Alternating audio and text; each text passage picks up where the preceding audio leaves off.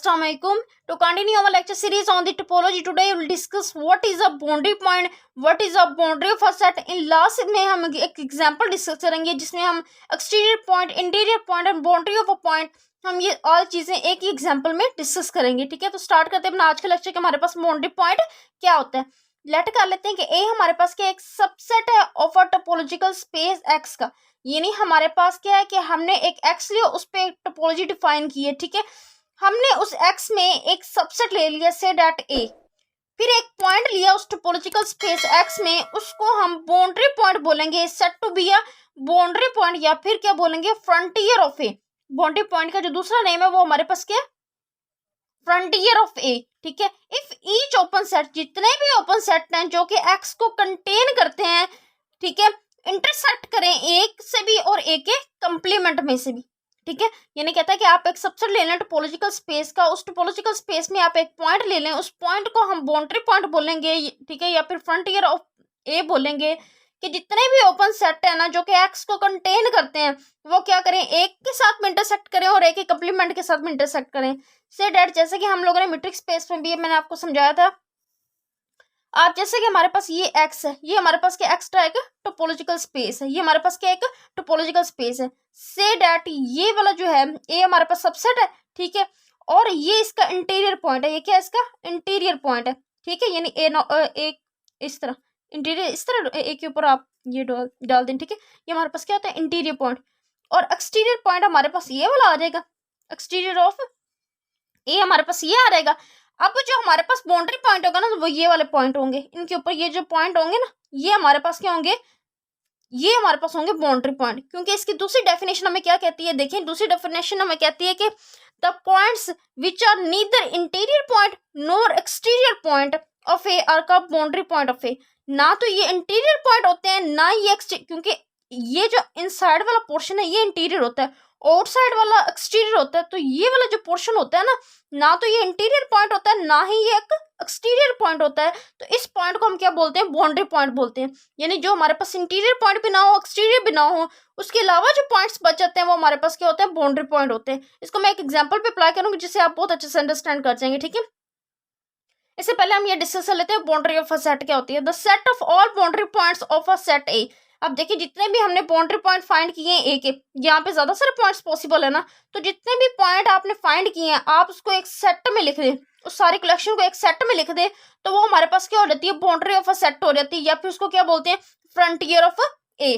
ठीक है, अब आप समझ गए होंगे कि यानी जितने भी हमारे पास बाउंड्री पॉइंट्स हैं उनकी कलेक्शन आप कर देना एक सेट में लिखते हैं, तो उसको क्या कहते हैं, boundary point of a set कहते हैं। इसको किस तरीके से लिखा जाता है, फ्रंटियर ऑफ ए। ठीक है, इस तरह इसको डिनोट किया जाता है। मैं इसको एक एग्जांपल पे अप्लाई करती हूँ। पहले हम उसका इंटीरियर पॉइंट फाइंड करते हैं, फिर हम एक्सटीरियर पॉइंट फाइंड करेंगे, देन हम उसका बाउंड्री पॉइंट और boundary of a set find करेंगे। ठीक है, यहाँ पे हमें एक एग्जांपल गिवन है जिसमें हमें कहा गया कि आप interior of a set find करें, exterior of a set A find करें और फ्रंटियर ऑफ अ यानी boundary point of A find करें। ठीक है, अभी मैंने प्रीवियस आप लोगों को interior of a set, exterior of a set करवाया था, उसमें मैंने आपको समझाया था कि हमारे पास जब हम लोगों ने इंटीरियर फाइंड करना हो, यानी हमने क्या फाइंड करना हो, इंटीरियर फाइंड करना हो, तो किस तरीके से किया जाता है, यानी इंटीरियर पॉइंट। ठीक है, इंटीरियर पॉइंट की मैं डेफिनेशन कहती है कि आप अगर एक पॉइंट से डेट एक पॉइंट एक्स ले, यानी एक्स ए में से बिलोंग करता हो, ठीक है, तो फिर आप एक एक्स जो है वो किसी ऐसे ओपन सेट में बिलोंग करना चाहिए, यानी एक ओपन सेट आपको मिलना चाहिए जो कंप्लीटली किसमें कंटेन करे, ए में कर जाए, तो इस पॉइंट को ए का इंटीरियर पॉइंट कहते हैं। ठीक है, अब यहाँ पे देखें कि मैंने से डेट यहाँ पे ए किस में बिलोंग कर रहा है, ए में कर रहा है जी, कर रहा है, क्योंकि हमें जो सबसेट गिवन है वो क्या है, ये है, ये तो हमें टोपोलॉजिकल स्पेस गिवन है, तो ये हमारे पास क्या है, सबसेट है, ये हमारे पास क्या सबसेट है किसका, एक्स का, by definition of interior point. ठीक है, अब ये पॉइंट ए में बिलोंग कर रहा है, तो आप देखें कौन कौन से ओपन सेट है जिनमें हमारे पास ए मौजूद है।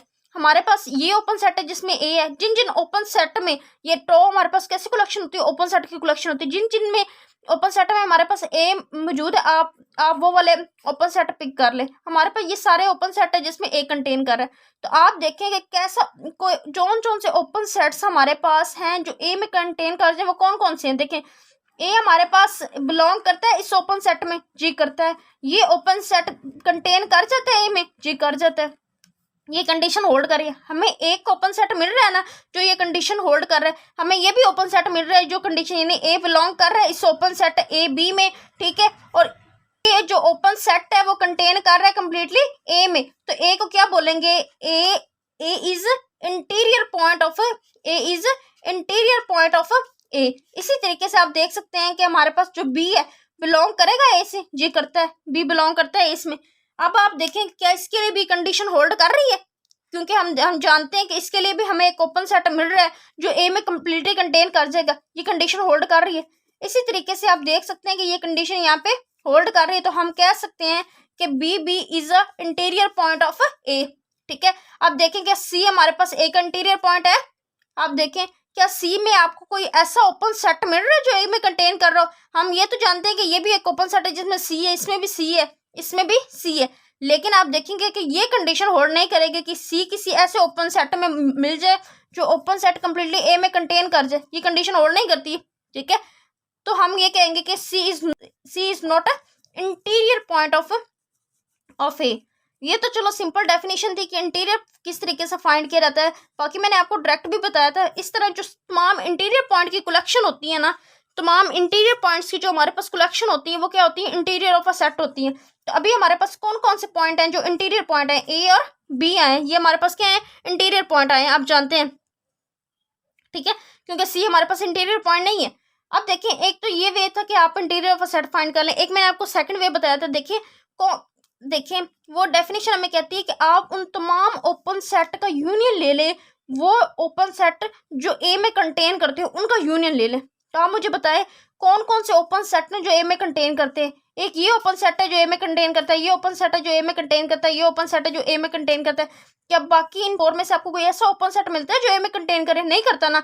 देखिए आप इन तीनों का यूनियन लें तो आप देखेंगे कि हमारे पास इंटीरियर ऑफ ए हमारे पास क्या आ जाएगा, यही आ जाएगा, आप जानते हैं, ठीक है। इस तरीके से भी आप interior of a set find कर सकते हैं, ये मैंने प्रीवियस में एक्सप्लेन किया हुआ है, ठीक है।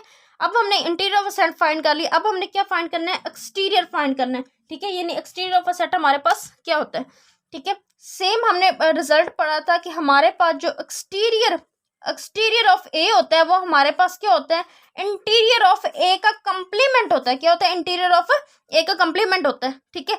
अब देखिए कि ए का अगर मैं कंप्लीमेंट, इस ए का मैं कंप्लीमेंट लूँ तो मेरे पास क्या आ रहेगा, अगर मैं ए का कंप्लीमेंट लेती हूँ तो मेरे पास क्या आ रहेगा, देखें एक्स मेरे पास क्या है, A B C D E है, ठीक है। उसमें से ए बी सी निकाल दे तो बाकी मेरे पास क्या रह जाएगा, डी और ई। ये मेरे पास क्या आ रहता है, ए का कंप्लीमेंट आ रहता है। अगर मैं इसका क्या फाइंड करूं कि ए सी का हम लोगों ने एक्सटीरियर फाइंड करना है ना, ठीक है। तो आप देखें कि मैं अगर ये वाला रिजल्ट अप्लाई करूं तो मैं इसका इंटीरियर फाइंड कराऊं, तो आप मुझे बताएं क्या डी और ई जो हमारे पास आए हैं इन पे हमें कोई ओपन सेट मिलता है जो ए के कंप्लीमेंट में कंटेन करे, ठीक है।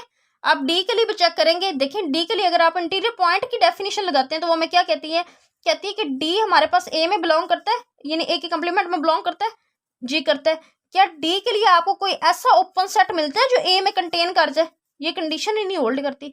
इसी तरीके से आप ई के लिए कोई ऐसा ओपन सेट मिलता है जो ए में कंटेन कर जाए, ए के कंप्लीमेंट में कंटेन कर जाए, नहीं। आप देखते हैं कि कोई भी ऐसा ओपन सेट हमें नहीं मिलता क्योंकि ई इसमें है और डी इसमें भी है, इसमें भी है। तो ये तीनों जो हमारे पास आए हैं ये तो ए में कंप्लीमेंट में कंटेन ही नहीं करते। और दूसरी डेफिनेशन हमें कहती है कि इंटीरियर ऑफ अ सेट के कोई ऐसे ओपन सेट्स आप ले जिनका हम अगर यूनियन लें, ठीक है, तो वो ए में कंटेन कर जाए, उनका वो ओपन सेट उठाएं जो हमारे पास ए में कंटेन कर जाए, उनका आप यूनियन ले ले तो हमारे पास क्या आ जाएगा, इंटीरियर आ जाएगा। आप यहाँ से देख सकते हैं कोई भी ऐसा ओपन सेट नहीं है जो ए के कंप्लीमेंट में कंटेन करता हो, ठीक है। यहाँ पे कोई ऐसा ओपन सेट है जो ए के कंप्लीमेंट में कंटेन करता हो, नहीं, कोई भी नहीं है। तो इस केस में हमारे पास जो एक्सटीरियर ऑफ ए आ रहेगा, ठीक है, वो क्या आ रहेगा, हमारे पास एम्प्टी सेट आ रहेगा। क्या आ रहेगा, एम्प्टी सेट आ रहेगा। क्यों एम्प्टी सेट आ रहेगा, देखिए हमारे पास कोई ऐसा ओपन सेट हमें नहीं मिला जो ए के कंप्लीमेंट में कंटेन कर जाए, सो इससे एम्प्टी सेट के, ठीक है। तो इसलिए हमारे पास क्या आया, exterior of A empty set आ गया। अभी हमने डेफिनेशन पढ़ी कि बाउंड्री ऑफ अ सेट हमारे पास क्या था, ठीक है। वो देखिए बाउंड्री पॉइंट क्या था कि जो हमारे पास ना तो इंटीरियर हो ना ही एक्सटीरियर हो, वो पॉइंट हमारे पास क्या होते हैं, बाउंड्री पॉइंट होते हैं। तो आप देखेंगे ए बी तो चलो हमारे पास आ गया इंटीरियर में, और एक्सटीरियर हमारे पास क्या आ गया, एम्प्टी सेट आ गया। एक्स में देखें, एक्स हमारे पास कौन सी कलेक्शन थी, एक्स हमारे पास थी ए बी सी डी और ई, ठीक है। अब अगर हम बात करें इंटीरियर ऑफ ए, हमारे पास ये आ गया, इंटीरियर अगर हमारे पास ये आ गया, एक्सटीरियर एम्प्टी सेट आ गया, तो बाकी कौन से पॉइंट्स बच गए, बाकी जो पॉइंट्स हमारे पास आए हैं देखें, यानी फ्रंटियर ऑफ ए में हमारे पास क्या आ रहेगा, ठीक है। यानी पहले अगर हम बाउंड्री पॉइंट की बात करें तो हमारे पास क्या आ रहेगा, आप इन दो पॉइंट्स को निकाल दें, अगर यहाँ पे भी कोई पॉइंट होता तो आप उसको भी निकाल देते, तो बाकी जो पॉइंट आते हैं वो हमारे पास क्या हो रहेंगे, सी डी और ई हमारे पास क्या हो रहेंगे, बाउंड्री पॉइंट हो जाएंगे, क्या हो रहेंगे, बाउंड्री पॉइंट हो जाएंगे, ठीक है। और तमाम बाउंड्री पॉइंट की कंडीशन कलेक्शन हमारे पास क्या होती है, फ्रंटियर ऑफ ए या बाउंड्री पॉइंट ऑफ यानी बाउंड्री ऑफ अ सेट होता है, ठीक है।